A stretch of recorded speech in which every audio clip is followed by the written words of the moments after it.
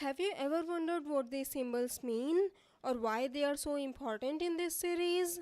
We are going to discuss that in this video, so stay tuned for that.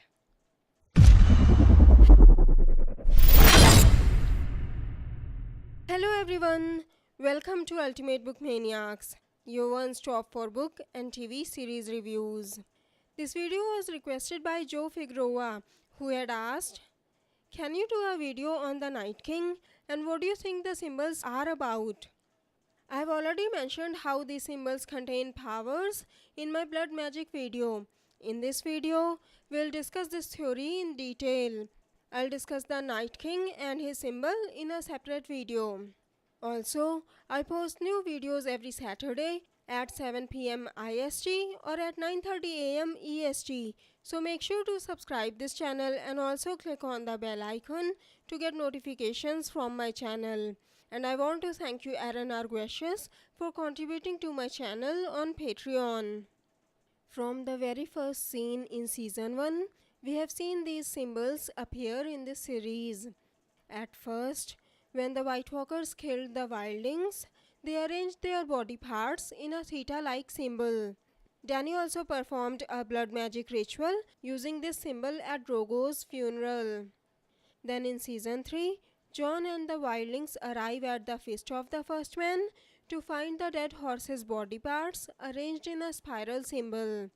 Then in season 6, Bran sees Leaf turn a First Man into the Night King at the center of the spiral symbol. I have already mentioned in my review and theory videos before that I believe this place later turned into the Lands of Always Winter, where Bran accidentally met the Night King. Then in season 7, Jon and Dany find some carvings of the First Man, the Children of the Forest, and these symbols in the caves of Dragonstone.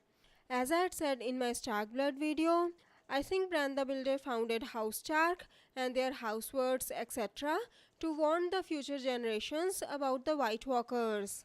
I guess the children or the First Men wanted to do the same by leaving these carvings for the future generations. As I had said in my episode 4 review video, there was also a symbol of God's eye in one of these carvings. So they might have left a message or something in the Isle of Faces. As for what that something is, I'll discuss it in the second part of this video.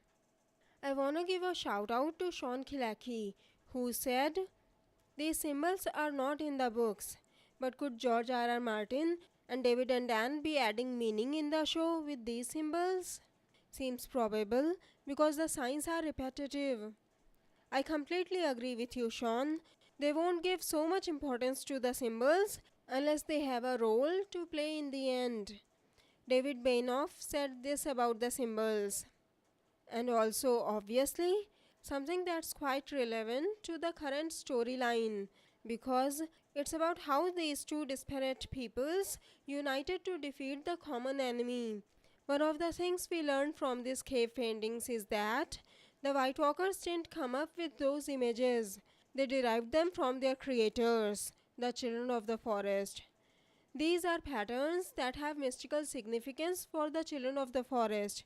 We are not sure exactly what they signify, but spiral patterns are important in a lot of different cultures in our world, and it makes sense that they would be in their world as well. I know some people think that spiral sign might indicate the events repeating themselves, but I don't think the First Men or the children will leave such a vague message without any way to help the future generations. Also, they left this message in a cave filled with dragon glass, which means they knew if the White Walkers ever came back, someone will come to the cave to mine the dragon glass and they will get this message. They probably didn't know that people will stop believing in the legends. In my blood magic video, I discussed how Miri tells Dany in the books that without the spells, the blood is nothing. But when Dany burns Drogo, his stallion, and Miri at the pyre, she is able to hatch the dragon eggs without using any spells. That's why I think these symbols have their own magic. There is power in these symbols. I also said in the video that Dany didn't need the spells because she had the symbol. Just like Leaf and the Night King had a symbol around them when they performed their magic rituals. They didn't use any spells either. Rulor's followers always use spells, so they don't need these symbols. The sorcerer who sacrificed Varys' body parts to the flames didn't use a symbol either because he was chanting the whole time during the ritual. Assuming that this theory is correct and these symbols really help in the magic rituals, let's take a look at how these symbols were used throughout the series and what they can do. When Dany used this symbol in her blood magic ritual, Drogo, his stallion, or maybe Rhaego, and Miri's lives were paid to bring Drogon, Rhaegal, and Viserion into this world. So this symbol might be used for transferring of life. The symbol the White Walkers drew when they killed the villagers looked like the Greek letters theta and phi, but I don't think it's either of those. You see, phi is a vertical line through a circle and theta is a horizontal line through an oval. But to me, the symbol looked more like a leaf than a circle or an oval. I know in ancient times, theta was considered the symbol of death, so it might seem relevant, but I'm discussing the powers of these symbols used in magic rituals. The only magical thing that happened here was that the dead wildlings turned into ice wights. But the Night King wasn't there when Sir Waymar Royce and Will, or rather Garrett, were killed. So how were those wights reanimated? So far, we have only seen the Night King turning the dead wildlings at Hardhome into ice wights, and he didn't use any symbols or spells for it. But I discussed my theory in my Night King's Magic Explained video about how the Night King took way more power than the children had intended to give him, and he is way more powerful than the other White Walkers. I also discussed in my Season 7 review videos that the Night King passes some of his powers to the White Walkers, who in turn use these powers to reanimate the Whites. That's why killing a White Walker kills all the Whites he is controlling, because the magic link between them is severed when a White Walker is killed.